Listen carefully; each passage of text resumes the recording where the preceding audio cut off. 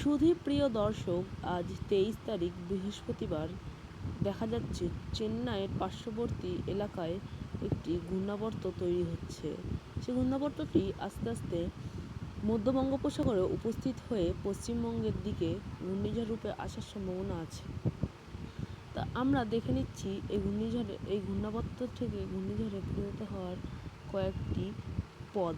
তা আজ 23 তারিখ ঘূর্ণাবর্তটি ধীরে ধীরে মধ্য বঙ্গোপসাগরে এসে উপস্থিত হয়ে দেখতে পাচ্ছ মধ্য বঙ্গোপসাগরে এসে উপস্থিত হয়ে আজকেই দুপুরের পর বিকালের দিকে, তারপর সেটি শুক্রবার 24 তারিখ ধীরে ধীরে মায়ানমারের দিকে সরে যাওয়ার সম্ভাবনা আছে।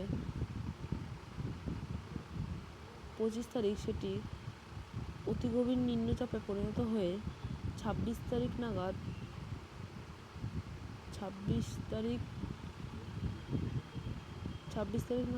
দেখতে পাচ্ছ বন্ধুরা, পশ্চিমবঙ্গ উপকূলে ঘূর্ণিঝড়টি আছড়ে পড়ার সম্ভাবনা আছে। ঘূর্ণিঝড়ের জন্য যেসব জায়গায় ক্ষয়ক্ষতির সম্ভাবনা আছে সেগুলি হলো হলদিবাড়ি, পশ্চিমবঙ্গের হলদিবাড়ি, হলদিয়া, তারপর কলকাতা, কোলাঘাট, খড়গপুর, চন্দননগর, বাংলাদেশের সাতক্ষীরা, তারপর বনগাঁ, হাবড়া, চাকদা, খর্দ, বাংলাদেশের সাতক্ষীরা, শ্রীকান্তপুর, মোংলা, বাগেরহাট, খুলনা, বরিশাল,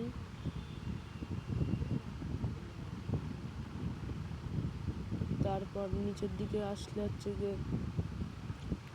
চিত্তাঙ্গং, এসব জায়গায় ক্ষয়ক্ষতির সম্ভাবনা আছে বেশি। তো আমরা দেখতে পাচ্ছি হলদিবাড়িতে 50 থেকে 55 কিমি বেগে হওয়ার সম্ভাবনা আছে, হাওয়ার দাপট থাকবে।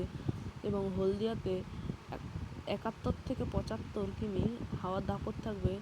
জলেশ্বরে 72 থেকে 75 হাওয়ার গতিবেগ থাকবে। এবং আমাদের কলকাতায় হাওয়ার গতিবেগ থাকবে প্রায় 76 থেকে 80 কিলোমিটার। এবং বাংলাদেশের সাতক্ষীরাতে 85 থেকে 90 কিলোমিটার হাওয়ার গতিবেগ থাকবে। খুলনাতে দেখতে পাচ্ছি 90 থেকে 95। তারপর হচ্ছে এদিকে আসলে বরিশালের দিকে আসলে 99 থেকে 100 দেখতেই পাচ্ছ। পুরো ECMW ওয়েদার মডেলে পুরো 100 হয়ে যাচ্ছে বরিশালের হাওয়ার দাপট থাকবে। ঘূর্ণিঝড়টি আছড়ে পড়বে বাংলাদেশ এবং পশ্চিমবঙ্গের একদম সীমান্তবর্তী এলাকায়। ঘূর্ণিঝড়টি আছড়ে পড়বে 26 তারিখ সকাল থেকে দুপুর বা সন্ধ্যার মধ্যে। আছড়ে পড়বে পশ্চিমবঙ্গের দিকেই, কিন্তু এর পরোক্ষ প্রভাব বাংলাদেশেও থাকবে। ঘূর্ণিঝড়ের জন্য বৃষ্টিপাত হবে, সেই বৃষ্টিপাতগুলো আমি আজ দেখাচ্ছি। বৃষ্টিপাতের পরিমাণ বেশি রয়েছে পশ্চিমবঙ্গে। দেখো 35 থেকে 40 মিমি, বালেশ্বরে 26 থেকে 30 মিমি, খড়গপুরে 17 থেকে 18 মিমি, কলকাতাতে 4 থেকে 5 মিমি।